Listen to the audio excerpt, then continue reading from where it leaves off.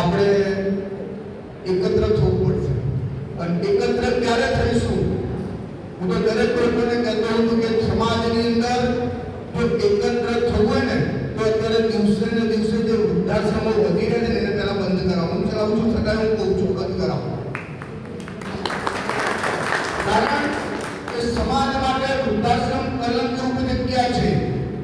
અમે જોઈએ છીએ, અમે જાણીએ છીએ, અમે દરેકના વેદનાઓ સાંભળીએ છીએ કે કેટલા બધા વડીલો આજે બે દીકરા હોવા છતાં મા બાપને વૃદ્ધાશ્રમમાં આવવું પડે. તમને દુઃખ સાથે કહી રહ્યો છું કે 138ના અંતિમ સંસ્કાર મેં જાતે કર્યા છે. હવે આનાથી તો વધારે તમને શું કહું?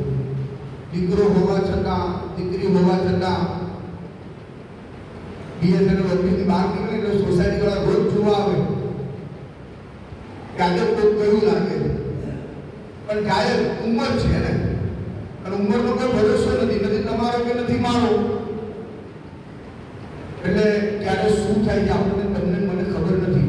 પણ આપણે જો આપણા બાળકોને સંસ્કાર નહીં આપીએ આ બાબત ઉપર તો આપણી પેઢી તો નીકળી ગઈ. આપણને વાંધો નહીં આવે, હજી 25-50 વર્ષ સુધી વાંધો નહીં આવે, પણ પછીની જે પેઢી આવશે એને જો આ સંસ્કાર નહીં હોય તો કદાચ હું માનું છું કે આજે આ હિન્દુસ્તાનને બહુ મોટો ખતરો ઊભો થશે. આજે એ લોકો હિન્દુસ્તાન કહે છે ખરા, પણ ભારતમાં માં નથી કહેતા. ભારતમાં માં નથી કહેતા.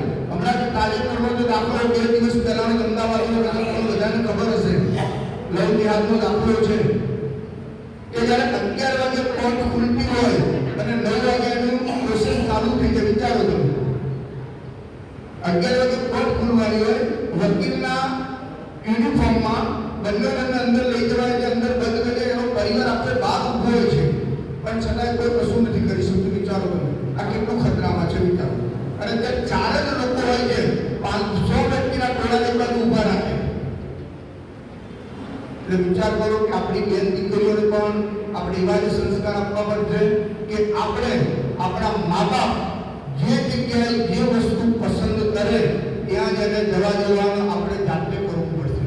જો દીકરીઓ છે, દીકરીઓમાં આજે એવું નથી કે દીકરીઓ ખરાબ છે, પણ દીકરીઓને ફોસલાવવામાં આવે છે, એને એની અંદર મગજની અંદર માઇન્ડ ક્રેશ કરવામાં આવે છે, અને એના થકી આ બધું આપણે જ્યારે જોઈ રહ્યા છીએ આપણને દુઃખ થાય છે.